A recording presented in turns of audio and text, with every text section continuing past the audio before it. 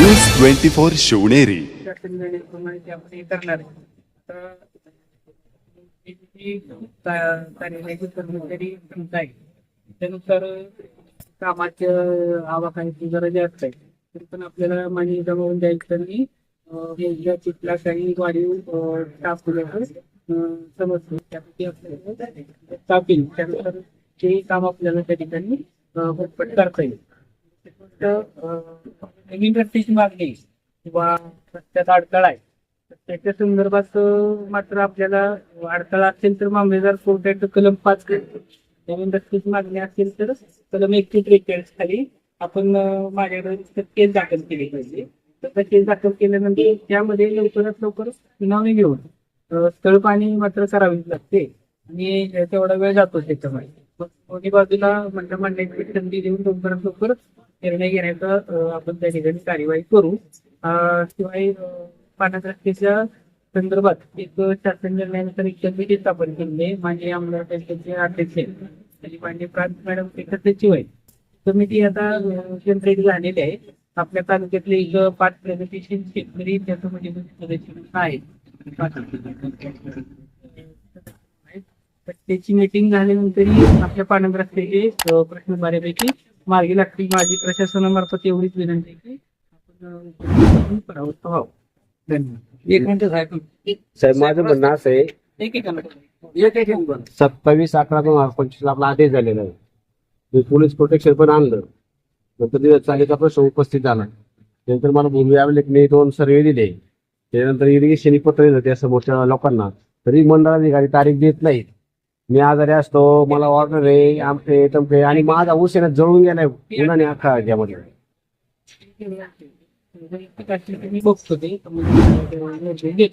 तुम्ही काल सांगितले की खैऱ्यांची नियुक्ती केली तिथं, पण त्यांना सांगा ना लवकर मला पोलीस प्रोटेक्शन. तुमचं पत्रही मिळालं मला, पण त्यांचा आदेश मिळत नाही, त्यांची तारीख मिळतो पण काय करता येत नाही मला. अजून द्यायला सांग सर. माझा एक मुद्दा असा आहे, आपण जे पोलीस प्रोटेक्शन वगैरे देत आहे आणि रस्ता अडथळा तुम्ही काढायला बरेच म्हणजे जो निकाल झाला त्याप्रमाणे कारवाई करायला करताय आणि किंवा मोजणी असेल याच्यात काय होतं, ज्याला करून द्यायचा नाही तो आड येतो. मग त्याच्यामुळे काय होतं, प्रशासन सगळं थांबतं, मंडल अधिकारी कारवाई करत नाही, पोलीस त्याच्यावर गुन्हा दाखल करत नाही. अशा एका व्यक्तीवर जर गुन्हा दाखल केला तर जे विरोध करणारी लोक आहेत ना ते आपोआप थांबणार आहेत. संख्या कमी होणार आणि तालुक्याचा जो विषय आहे ना तो 50% तेव्हा सुटला जाईल. नाही पाहिजे ना आतापर्यंत साहेब आहे ना एकही कुणावर गुन्हा दाखल झाला नाही. त्यामुळे लोकांना ना त्याच्यामध्ये गुन्हा दाखल होत नाही. त्याच्यामुळे त्यांना प्रेरणा भेटते बंद करायला. पोलीसचं काम फक्त प्रोटेक्शन देते तिथं, बरोबर आहे. बरोबर. त्या ठिकाणी जे हजर असणारे मंडळ अधिकारी तलाठी जे कोणी असतील त्यांनी तक्रार दिली तर फिर्याद लगेच होऊन जाते. आणि सर असं आहे तो आहे ना गुन्हा दाखल कोणी करायचा. मंडल अधिकारी काय म्हणतात, ग्रामपंचायतीचं काम आहे. ग्रामपंचायत काय म्हणणार, त्याच्यामध्ये कसं माझा जर आदेश असेल बरोबर रस्ता खुला करायचा असेल तर मात्र तिथं मंडळाधिकारी गुन्हा दाखल केला पाहिजे. दुसरी गोष्ट, ज्या डिपार्टमेंटचं काम चालू आहे त्या ठिकाणी ग्रामपंचायतीचं असेल तर ग्रामसेवकांनी किंवा जिल्हा परिषद बांधकाम रोड करत असेल, पीडब्ल्यूडी करत असेल तर शासन निर्णयानुसार त्या डिपार्टमेंटनं शासकीय कामात अडथळा केला म्हणून त्या ठिकाणी गुन्हा दाखल केला पाहिजे. आणि मोजणीचा विषय असेल तर मग मोजणीच्या कर्मचाऱ्यांनी बरोबर केला. आता आमचा असा एक विषय आहे म्हणजे निदर्शनास आला, पाणंद रस्ता आहे. पाणंद रस्ता कोणाचा, महसूल विभागाचा थोडक्यात. बरोबर. निधी कोणी टाकला, जिल्हा परिषदेने. मग आता याच्यामध्ये एक व्यक्ती करून देत नाही, मग नक्की गुन्हा दाखल कोणी करायचा, जिल्हा परिषदेने म्हणजे ग्रामपंचायत मार्फत जात. ग्रामपंचायत तिकडून आमदार निधीतून होते सपोज. वर्क ऑर्डर यांनी हेच करतात ना जिल्हा परिषद. हो, जिल्हा परिषद मग याच्यामध्ये काय झालं, याच्यामध्ये रिसर्च शासन ज्याच्या कामात अडथळा ज्या विभागाच्या कामात आणला जातो त्या विभागानं त्याच्यावर गुन्हा दाखल करायचा. ठीक आहे, विनंती बरं का साहेब, माझं एक म्हणणं असं आहे, एक मिनिट. यांचं किती दिवसामध्ये काम मार्ग केला तर त्यांना जरा आश्वासन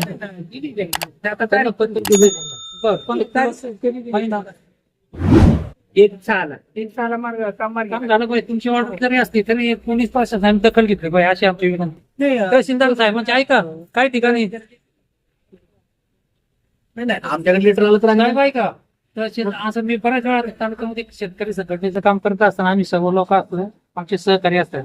तहसीलदार साहेबांची जरी ऑर्डर असली तरी पोलीस प्रशासन गंभ राहतं, नुसतं पाहत राहतं पण कारवाई करत नाही. कसं आहे निम्म राहतात. त्यांनाही बंदोबस्त आहे, त्यांनाही मर्यादा आहे. आता समजा आज बकरी इथं दिसते, त्यांना खूप बंदोबस्त आहे. ऐका ना, ते बंदोबस्त थोडं बाजूला होतं. शेतकऱ्याचा प्रश्न जिवंत प्रश्न आहे हा. ऐका ना, असं म्हणून मी ते- आल्यापासून तर असं झालं नाही नाही, की मी पत्र दिले तुमच्या आणि आजूबाजूच्या कालखंडात हजर नाही, असं झालेलं नाही. पोलीस प्रशासन पाहत राहतं, नुसतं बघ्याची भूमिका कारवाई झाली एक- एक मिनिट, एक. पोलीस प्रशासन नुसती बघ्याची भूमिका घेत राहतं. मग आता काय कुठून कसं होतं ते आम्हाला माहित नाही. पण ऐका, एक मिनिट मला बोलू द्या, मला बोलू द्या ना, मला बोलू द्या नंतर पण मी बोला. आणि असं जर असेल तर समोरच्या व्यक्तीला फावलं जातं. आम्ही याच्यामध्ये संपूर्ण जुन्नर तालुक्यात जातो, संपूर्ण शेतकरी वर्गामध्ये जातो. आणि मग शेतकरी कारवाईला सामोरं जाण्यापेक्षा बाकीचे जे विरोधक करतात ना, त्यांचं फावलं जातं ना, ते विरोध करत राहतात. तुम्ही असे एक दोन धडे शिकवा शेतकऱ्यांमध्ये. खरं ते खरं पाहिजे, खोटं ते खोटं पाहिजे. रस्ता होणं गरजेचं आहे आणि तिथं पोलीस प्रशासनाची कारवाई झाली पाहिजे. एक मिनिट मला बोलू द्या ना, नंतर तुम्हाला बोलायचं संधी येतो ना. आम्ही बसले ना सोळा दोघं. एकदा जर पोलीस प्रशासनाने कारवाई केली ना तर समोरच्या व्यक्तीला मेसेज जाईल ना. आणि ते मेसेज आहे का, एक मिनिट, तो मेसेज संपूर्ण आहे ना तालुक्यामध्ये पटकन कोणी रस्त्याला विरोध करायला पुढे जाणार नाही, असं आमची विनंती आहे. पण पोलीस प्रशासन तुमची ऑर्डर असतील, जर पोलीस प्रशासन काही करत नसेल तर मग त्याचा काय अर्थ नाही.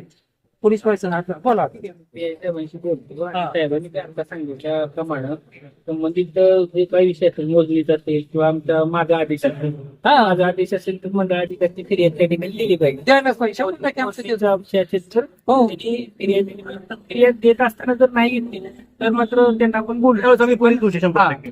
पण जर फिर्यादच दिली आणि नाही थोडं तर पोलीस ते प्रशासनाने सुद्धा कडक त्या ठिकाणी भूमिका घेतली पाहिजे असं आमचं म्हणणं. ठीक आहे.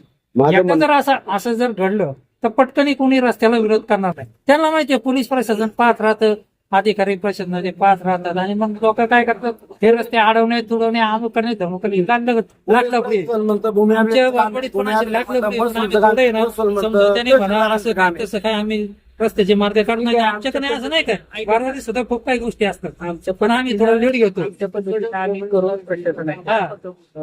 काही चुका झाल्या तर तुम्ही आम्हाला सांगा, तुमचं म्हणजे अधिकार आहे. पण दुसरी गोष्ट आमची विनंती पण आहे प्रशासनातर्फे की इथं, बागायती क्षेत्र जास्त आहे आणि इथपर्यंत म्हणजे असेल तरी त्या ठिकाणी रस्ता अडवला जातो. बरोबर त्या आहे. ठिकाणी म्हणजे आणि आपल्या सामोपचारांना पण सुटण्यासाठी त्या ठिकाणी भरपूर थोडस गाव स्तरावर आपण त्याच्या कमिटी नेमून जर अशा प्रकारचे काही प्रश्न मार्गी लावले तर 10% जरी अशी प्रकरणं कमी झाली बरोबर.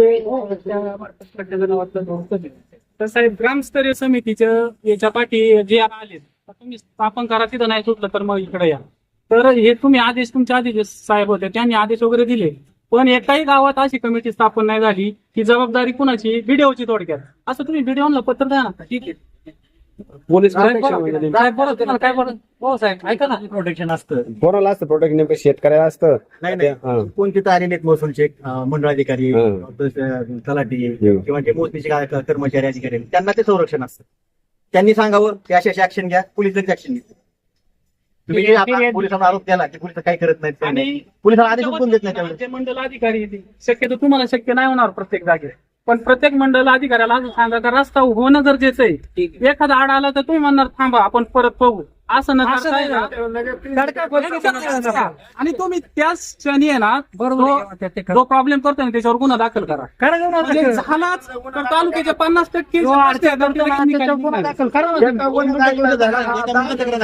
गुन्हा दाखल करा. तक्रार येऊ द्या सर. माझा शब्द आहे तुम्हाला, पीआय साहेबांच्या परस्पर शब्द आहे. महसूलची तक्रार आली, शेतकऱ्याला कुठं संबंधित अधिकारी कर्मचारी तक्रार आली, तक्रार होऊन जाईल. पण गुन्हा दाखल नाही झाला मग त्या अडचणी सुरू होतात ना सगळ्यांच्या. ही तक्रार अधिकारी करायची ना. त्यांनीच करायचं. आम्ही म्हणत नाही, तुमच्या कालखंडामध्ये या काही गोष्टी संरक्षण त्यांना असतं. घडल्या ना, तुमच्या अगोदरच्या कालखंडामध्ये. त्यांना काय होऊ नये. बरं का साहेब? एक लहान प्रश्न आहे. माझे म्हणणं असं आहे, कालला मी तुमच्याकडे आलो होतो, मी मला जे काही दिलं, माझा हिस्ट्री सांगितली सगळी, रस्त्याबाबत कशी अडवणूक झाली, कशी मागणी केली, मी पूर्णपणे कागदपत्रांची पूर्तता करून गेले 12 वर्ष मी या प्रत्यक्षेमध्ये आहे. रस्ता होत नाही, काही कारण असतील त्याच्यावरती. मला आता असं म्हणायचंय, गेल्या वर्षी सुद्धा मी उपोषणाला बसणार होतो.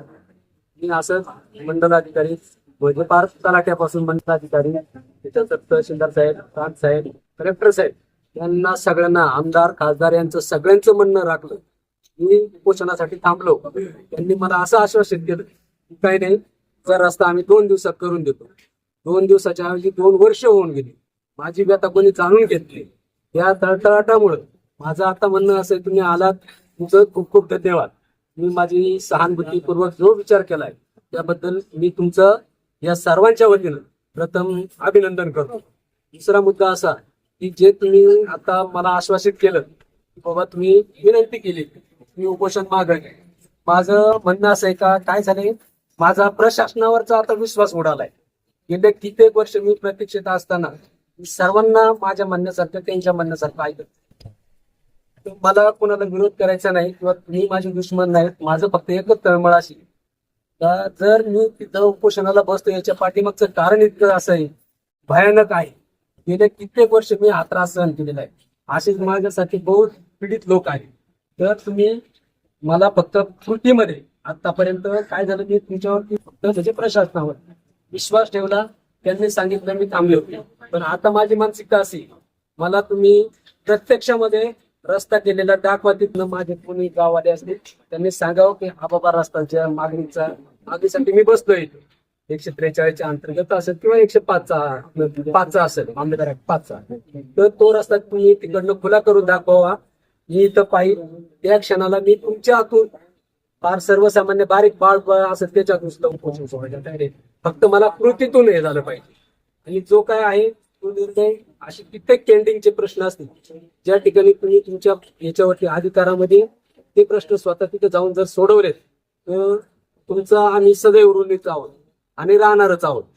फक्त तुम्ही प्रत्यक्ष प्लॉटवरती जाऊन लोकांनी चुकीचं काहीतरी सांगायचं, तुम्हाला तुमचा त्यात दोष नाही, पण बाजूवाल्यांनी चुकीचं काहीतरी सांगायचं, वेगळं भरवायचं आणि याच्यामुळे काय होणार, प्रशासन बदनाम होते. आणि ही बदनामी नकोय, आम्हालाही वाटत नाही. आम्ही एक सामान्य सर्वसामान्य नाजूक शेतकरी आहोत. कसं आहे, रस्ता हा आमचा जीवाचा जिवाळ्याचा प्रश्न आहे. आम्ही आमच्या सख्या मुलाला एवढं जीव लावत नाही, एवढ्या रस्त्यासाठी येत नाही. जर माल जर केला तर तो माल जर काढता नाही आला आम्हाला काय तो माल करून उपयोग नाही. आज एक तुम्ही पाहताय कांद्याचे भाव गगनाला आपलं फार मातीमोल झाले.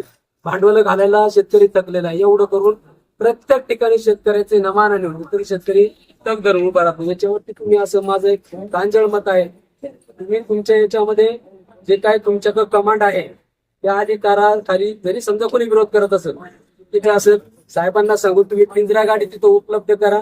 ज्या ठिकाणी माझ्यासारखा चुकीचा असेल माणूस दिसतंय, सगळं समजतंय, नाही ऐकत मी आडकुट्याचा भूमिका घेत असेल, मला उचला गाडीत टाका, बाजूला न्या, आहे तो रस्ता सगळा काय प्रॉब्लेम असं तो सॉल्व्ह करा.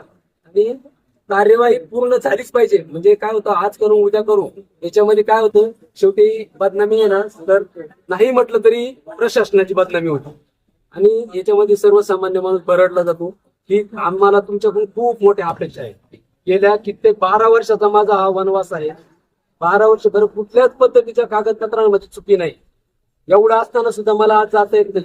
वाघाचं इतकं मी ज्या ठिकाणी राहतो त्या ठिकाणी इतकं डेंजर झोन आहे. 8 वर्षाचं बाळ, जिवंत बाळ वाघाने आमच्या समोर आमच्याच उसामध्ये नेऊन तिथं फाडून खाऊन हे केलं, विल्हेवाट लावली त्याची.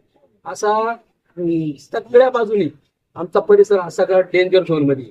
आणि एवढ्यामध्ये समजा रात्री रोत्रीचं जर म्हातारी माणसं आहे, माझ्या आईचं वय 93 वर्ष वय आहे, तिला तिच्या नैसर्गिक विधीला सुद्धा जाता येत नाही. आम्ही उचलून तिला घेऊन जातो, बाथरूम मध्ये टॉयलेट मध्ये घेऊन जातो. तिच्या जे काय असेल नैसर्गिक विधी आम्ही आमच्या पद्धतीनं करतो. समजा मी नसेल, माझी मंडळी आहे, भाऊ आहेत किंवा आजूबाजूची माझी मुलं वगैरे त्यांची मुलं ते सहकार्य करतात, त्यांना उचलून घेतात, हे करतात. आज आम्हाला यायला जायला तिथं रस्ता नाही. सगळा शासन सांगाते निर्णय आहे, तुमच्या बाजूने सगळं काय आहे, कार्यवाहीच होत नाही. पुढचा माणूस येतो काहीतरी वेगळं सांगतो, चुकीच्या दिशेने ना दिशाभूल केली जाते.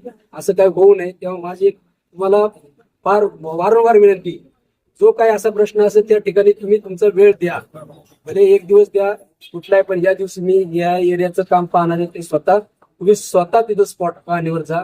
आणि ज्या शेतकऱ्याची अडचण आहे हे तुमच्या लगेच लक्षात येणार. त्या ठिकाणी जर अडचण दूर झाली तर सर आमच्यासारख्या अशा गरीब बोळ्या बाबड्या शेतकऱ्यांना ना उपोषणाची गरज नाही हो, पडलीच नाही. आम्ही तुमच्याकडे ह्या अपेक्षेने पाहतोय की त्या तालुक्यातले तुम्ही एक चांगले सुज्ञान असले आहात, उच्च शिक्षित आहात, अधिकारी आहात, तर त्या अधिकाराचा तिचा वापर करावा आणि गोरगरीब जनतेला तुम्ही न्याय द्यावा, हीच आमची अपेक्षा आहे तुमच्याकडे.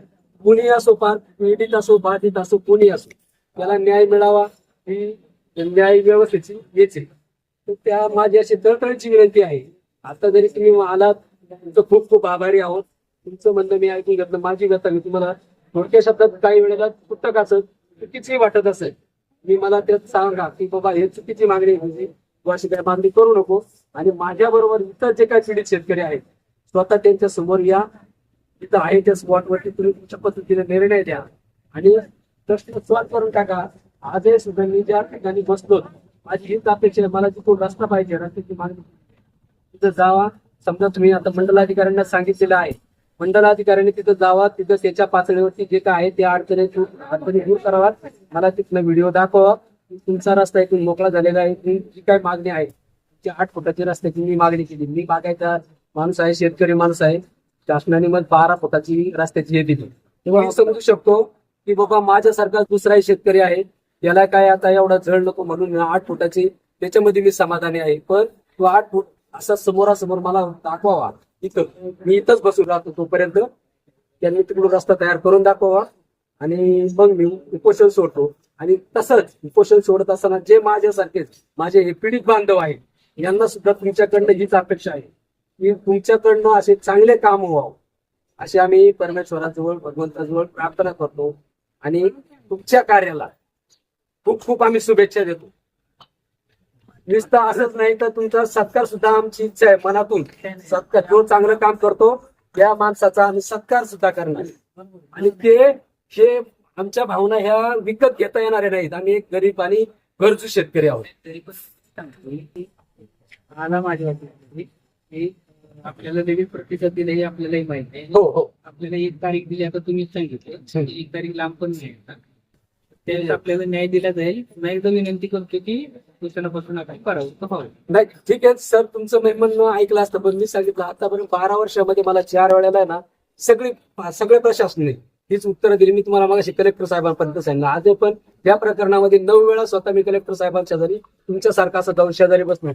त्यांनी तिथनं फोन झाली, सगळं ओके आहे, परंतु होत नाही. त्यामुळे माझा ना आता एक प्रशासनावरचा अंमलबजावणी विचार उडत चालले पडले. म्हणून माझी एक अपेक्षा अशी आहे ना, ठीक आहे बाबा, माझं काय हो कसं हो ते तुमच्या पातळीवर ठीक आहे, पण तुम्ही तिकडून रस्ता मोकळा करून दाखवा मला, मी तिथं पाहतो. त्या क्षणी आहे ना मी तुमचे खूप खूप आभार मानतो. पण तोपर्यंत माझी एक रिक्वेस्ट आहे सर, काही असो मी माझ्या याच्यापासून आहे ना परावृत्त होणार नाही. रामकृष्ण. चालेल साहेब.